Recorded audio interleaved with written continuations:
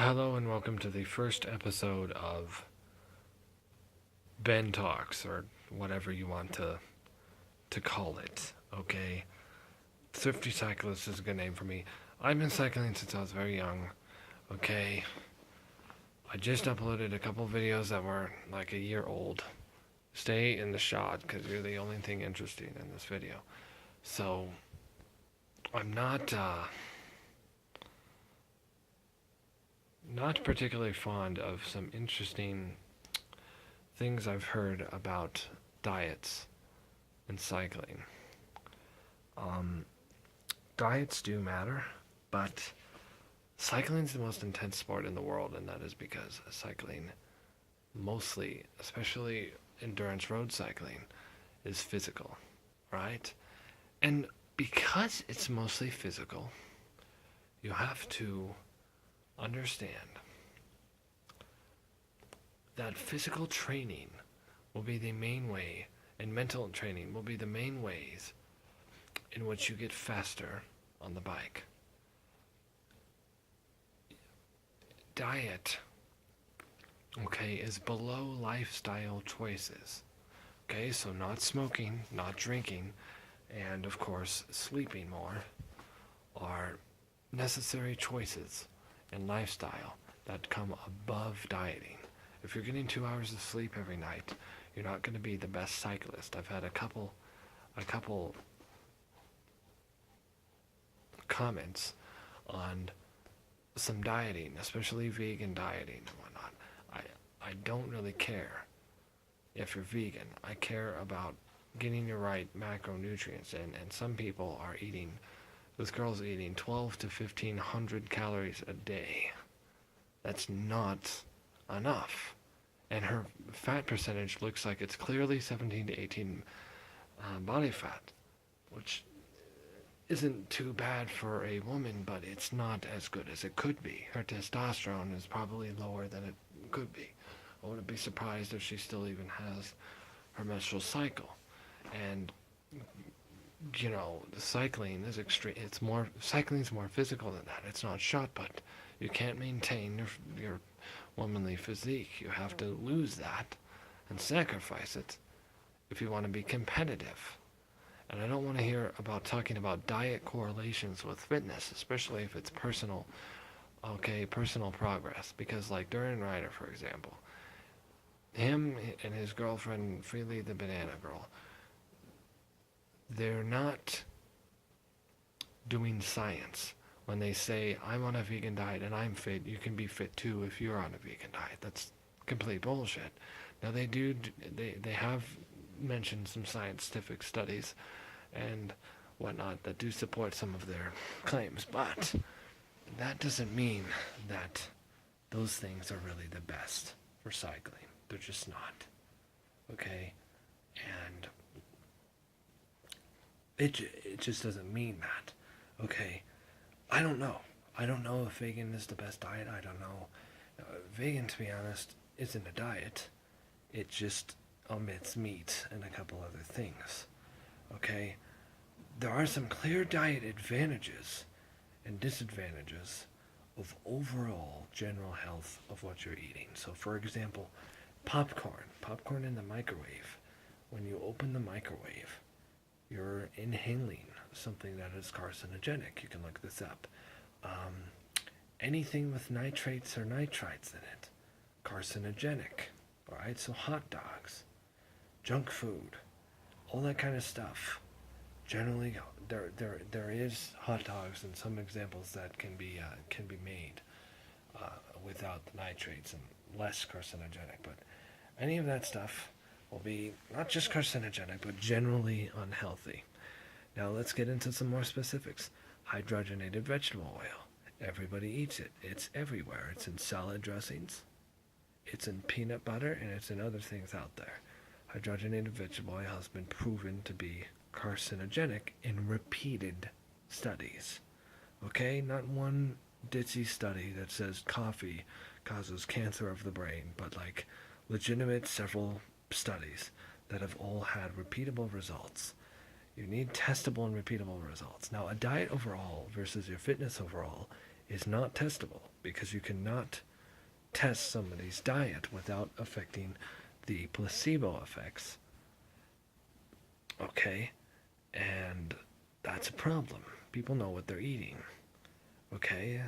So, in general, especially overall diet, you can't base something on your personal experience. You have to base something on some real sciences. So, part of the problem with that is, well, I'm going to actually, I'm going to skip that and just go on to the fact that you have your placebos, and you also have other kinds of fringe sciences that are delaying the positives of trying to test overall diet. So your diet can't be really a small advantage in cycling. Okay, it can definitely be a small advantage. It cannot be a huge deal breaker in cycling. In other words, you should be able to get up to a pretty decent amount of fitness just by biking, not drinking and drugging and other weird stuff, and sleeping enough. And in general, having a good idea of your overall health and not being stupid with life, you can be pretty darn fit eating junk food. Absolute junk food, especially if you're younger. But it will allow you to get that, better diets can allow you to get that next level fitness. Now, what a better diet is eating everything. Eating everything. In order for your body to gain sustenance that matters. So here's the issues with dieting. Number one, you have macro, micro dieting, and even what I'm going to call nano dieting, because ultimately speaking, you need a certain amount of iodine in your diet, which is why iodized salt is a good thing to eat. Without it, you die, but it's a very small amount. It's so small that it's pretty much negligible. I would call it a nano dieting. And nano dieting can fix some body problems if you're not eating that much, for example, because of some sort of weird issue. Let's say you have diabetes and you have to avoid most sugars, and then you figure out that there's certain kinds of problems with not eating any sugar. Diabetics usually can eat sugar. They just have to limit it and be careful with what exactly the type is that they're eating. Sugar is a little bit vague, since what sugar really means is simple carbohydrates. Okay. Then there are simple sugars, which are the simplest of all carbohydrates. What happens to stuff when you eat it is a little bit complicated. Some of it goes completely through you.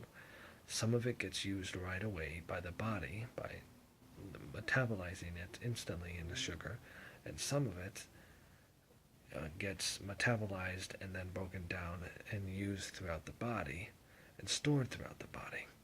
Glycogen is your body's energy storage. It's where you store carbohydrates. It's basically a relatively simple carbohydrate that breaks down into glucose. Okay? And glycogen is stored throughout the body, alright? In fat, and it's also stored mostly in muscle cells and in the blood and the liver and a few other places. So, the spleen. Glycogen is not that important, though, because you're always going to have it. It's like having a brain. You're going to have it as long as you're eating. When you stop eating, you're still going to have it, because your body's going to break down your own body, self-cannibalize, and turn that into glycogen, then turn it back into glucose, and then use that. Protein is very, very, very vague. And there's a few myths I'd like to bust real quick. One is that protein, grams,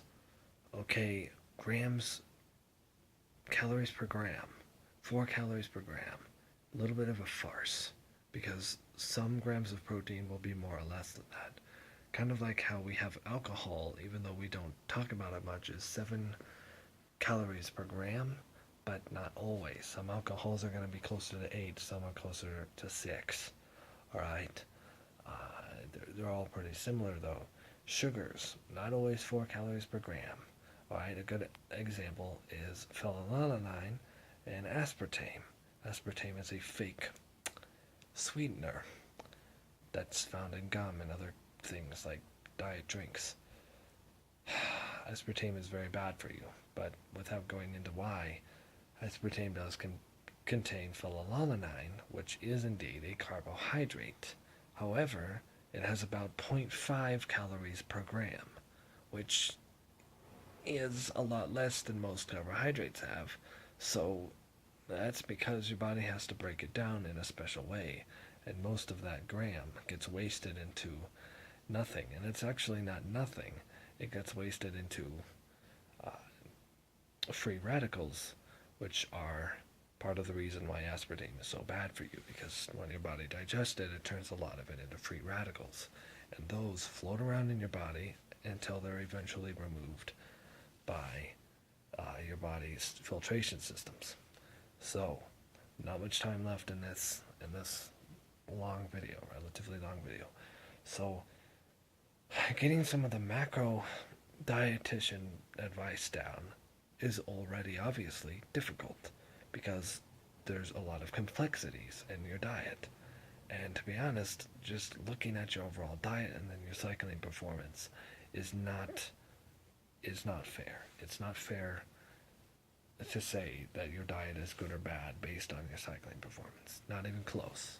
Not even close. Cycling is mostly all of the pros, okay, are walking. First off, they're walking pharmacies, but all of the pros, the elites, alright? The degree at which they physically train. First off, it is reachable with most modern diets, but the degree at which they train is hugely more intense than most training that you're going to be doing. So that physical training plus 10 hours of sleep a day, which is about what they get, as well as other weird recovery methods like tank recovery, which is putting you in a salt bath, and even more insane stuff like mitochondria recovery, which is literally zapping your body with gamma or some sort of radiation. This radiation recovery, okay? It's, used to speed the body's recovery. So don't assume that diet has that much to do with cycling and fitness. Fitness and health are not related. I'd like to put that out there. Anything that's carcinogenic is carcinogenic, but it's not going to cause you to be slower on the bicycle, alright? But getting away from junk food, there's also a lot of things out there that are clearly causing cancer, okay?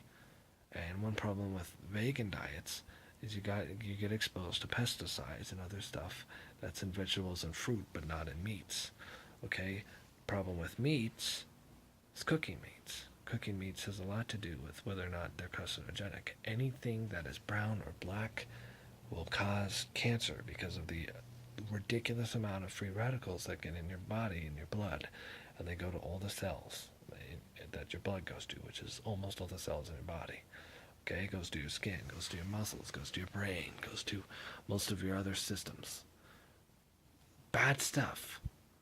Okay, I'm going to continue this in another video, but bad stuff needs to be avoided. Good stuff that we know will help you needs to be eaten. Protein needs to be eaten. Fats, they need to be eaten. Okay, carbohydrates should be no more than 40%. Alright? You can do that on a vegan diet. It's possible. But it takes time, and it takes focus, takes concentration, and a lot of study. Thank you for listening, and this is part 1.